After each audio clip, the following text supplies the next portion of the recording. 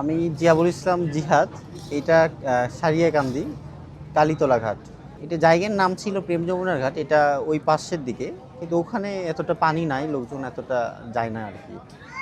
আমি বিজনেস বলতে আমি একটা চাকরি করি, গভর্নমেন্ট জব করি। তার পাশাপাশি এইটা মনে হয়েছে এখানে আসলে অনেক লোকজন আসে, কিন্তু বসার মতো কোনো ব্যবস্থা নাই আসলে।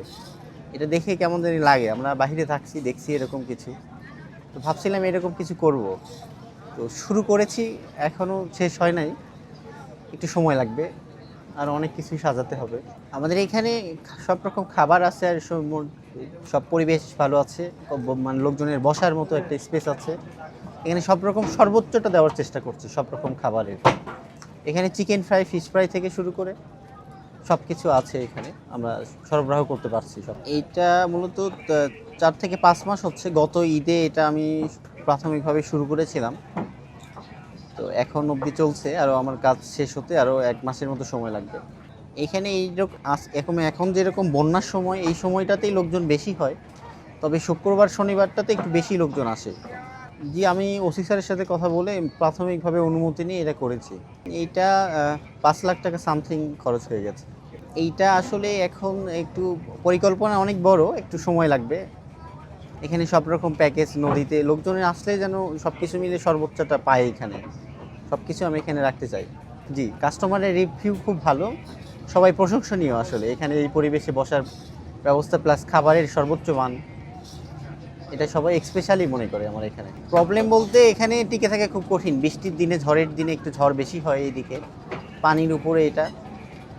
এক্ষেত্রে অনেক ছাউনি থাকছে না, আর অন্যরকম ঝড়, পানি বেশি হয়, জলেশ্বরী আছে, অনেক একটু কষ্ট হচ্ছে। তারপরেও এটা ওইভাবে চালিয়ে নিচ্ছি আমরা। অনেক সময় মানুষ এটা ভুল ধরতে পারে, এটা হয় অনেক সময় এগুলা।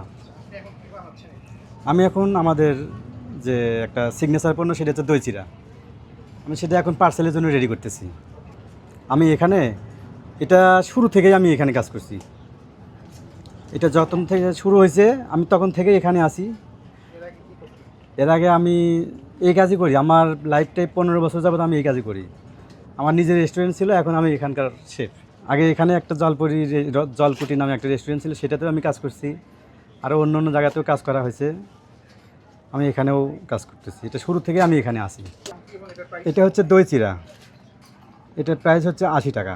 দইটা আমরা জনতা থেকে বেশি আনি। আজকে জনতাটা আমি যে সময় বাজারে গেছি সেই সময় জনতা ছিল না, অন্যটা থেকে নিয়ে আসছি।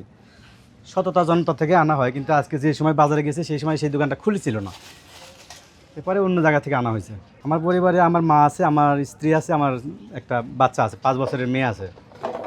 হ্যাঁ, চলছি আলহামদুলিল্লাহ, ভালোই চলছি। যেহেতু আমাকে এখন এটা করেই চলতে হচ্ছে, আমাকে এখন ওটা দিয়ে মানিয়ে নিতে হবে।